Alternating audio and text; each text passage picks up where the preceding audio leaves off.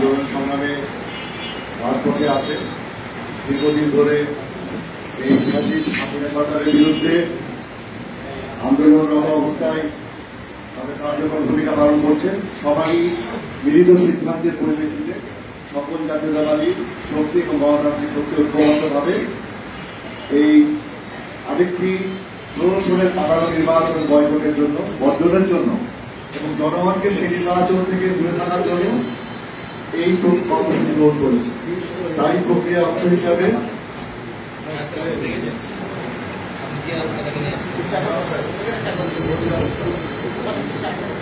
তাই ধারাবাহিক কর্মসূচি হিসাবে আমরা গত 7ই জানুয়ারি 24 নির্বাচন হয়েছে। সেই নির্বাচন জাতীয়তাবাদী দল এবং সম্ভাবনা প্রায় 63টি দল এই নির্বাচন বয়কট করেছে এবং আমাদের প্রাণপ্রিয় নেতা তারেক রহমানের আহ্বানে এবং বাংলাদেশের মানুষের নিজেদের বেঁচে থাকার তাগিদে এই ফ্যাসিস্ট হাসিনা সরকারের মায়াজাল থেকে মুক্ত হওয়ার লক্ষ্যে এই নির্বাচন তারা বর্জন করছে এবং বয়কট করেছে।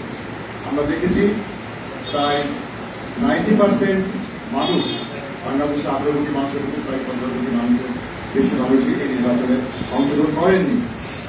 আমরা জানতাম যে তাদের নির্বাচনের রায় পূর্ব নির্ধারিত, কে কোন সিটে জিতবে না জিতবে সবই মোটামুটি নির্ধারিত ছিল এবং তারা তাদেরই দলেরই বিভিন্ন ধরনের জ্ঞানী প্রার্থীর মাধ্যমে এই নির্বাচনে জনগণের অংশগ্রহণকে দেখানোর জন্য প্রহসনের নাটক তারা মঞ্চস্থ করেছে। আপনারা জানেন যে সেই নির্বাচন আমরা 14 নির্বাচনকে যেমন আমরা বলি যে ওইখানে আমরা মানুষ পাইনি, কুত্তা বা বিড়াল বা ছাগল গরু এইসব ছিল। সচিত্র প্রতিবেদন জাতীয় এবং আন্তর্জাতিক পত্রপত্রিকা এসেছে, সেই জন্য সেই নির্বাচনকে এই পশু পাখি নির্বাচন আমরা বলি। 18 নির্বাচন সেটির একটি ভিন্ন নাম হয়েছে পৃথিবীর ইতিহাসে বিরল। আজকে পৃথিবীর প্রায় 200টি অধিক দেশে কোথাও কোনো জায়গায় যত রকমই নিকৃষ্ট শরীরের শাসক থাকুক না কেন, কিন্তু তারা এই নির্বাচনের যে হতে পারে এরকম নির্বাচন হতে পারে এই প্রক্রিয়ার মাধ্যমে, এটা মনে তাদের কল্পনার মধ্যে ছিল। এটা শেখ হাসিনার আবিষ্কার। রাতের মধ্যে ভোট হয়ে সেই আগের দিনের নিশিরাতের ভোট, সেই ভোট পরের দিনে ঘোষণা হওয়া হয়েছে। তাই এই নিশিরাতের ভোট হিসাবে পরিচিতি লাভ করছে বিশ্বব্যাপী। এবং তারপর আমরা চিন্তা করছিলাম যে এবারে ভোটের প্রক্রিয়াটা কি হতে পারে, এটা আবার কোন ধরনের হতে পারে। কিন্তু আমরা দেখলাম নতুন প্রক্রিয়া, নতুন আঙ্গিকে, নতুন আলোকে, নতুন ডেকোরেশনে, নতুন আলোকসজ্জায় তার নাম হয়ে গেল ড্যামি নির্বাচন। ড্যামি প্রার্থী, ড্যামি প্রশাসন, ড্যামি বিভিন্ন যে নির্বাচন কমিশন, সব ধরনের জায়গাতে আমরা ড্যামি দেখেছি। সেই ড্যামি মানুষের সমাহারে এবং ড্যামি ভোটার, সেই ধরনের নাটক একটি মঞ্চ করতে দেখেছি। যাই হোক, আজকে এখানে অনেক ব্যক্তিগত উপস্থিত আছেন যারা বিএনপির সংগ্রামী সিনিয়র যুগ্ম আহ্বায়ক সাবেক জেলা বিএনপির সভাপতিত্ব করছেন।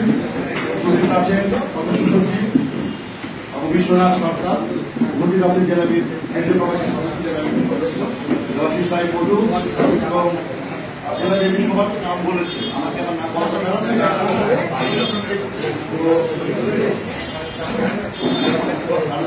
সমস্যা হয়। যাই হোক, আমি আগে সবার নামগুলো বলে দিই, আমি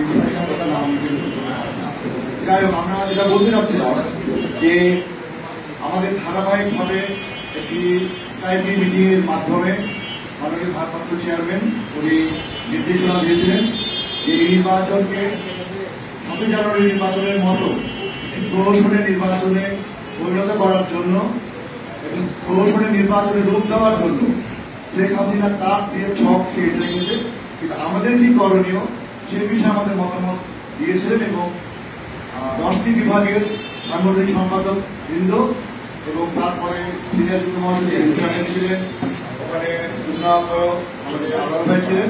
তাদের সম্মিলিত মতামতের ভিত্তিতে এই নির্বাচন বর্জন, বয়কট এবং এই নির্বাচনে অংশগ্রহণকারী ব্যক্তিদের বিষয়ে কি ধরনের সিদ্ধান্ত গ্রহণ করা যেতে পারে সেই বিষয়গুলো নিয়ে আমাদের আলোচনা হয়। আলোচনার পরে আমরা আমাদের জানিয়ে দিই এবং সেইটি স্ট্যান্ডিং কমিটি থেকে অনুমোদিত হয়ে এরপরে আমাদেরকে আবার জানিয়ে দেওয়া হলো যে এই সিদ্ধান্ত গ্রহণ করা হয়েছে। সেই সিদ্ধান্তগুলো জানানোর জন্য আজকে আমি আপনাদের সঙ্গে হাতে এসেছি। আমাদের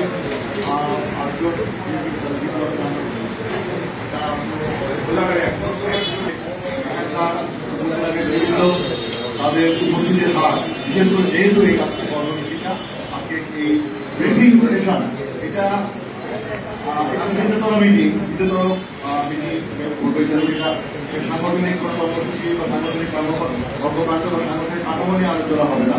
এখানে আমরা আজকে বক্তৃতার যে মঞ্চ সেটাও এটা না, এটা জাস্ট একটা ব্রিফিং সেশন। কেন্দ্রীয় কমিটির সিদ্ধান্ত নেওয়া হয়েছে বিএনপির কেন্দ্রীয় নির্বাহী কমিটি থেকে এবং স্থায়ী কমিটি থেকে আমাদের ভারপ্রাপ্ত চেয়ারম্যান তারেক রহমান, সেইটি আমাদের মাধ্যমে আপনাদের সামনে উপস্থাপন করার জন্য বলেছি। ইতিমধ্যে আমরা প্রায় 7টি জেলা শেষ করেছি। আগামীকাল নাটোর আছে, সকালবেলা 10টায় নাটোর এবং সর্বশেষ চাঁপাইনবাবগঞ্জ যে কর্মসূচি হওয়ার আগে আমি সেখানে গিয়েছিলাম। সেখানে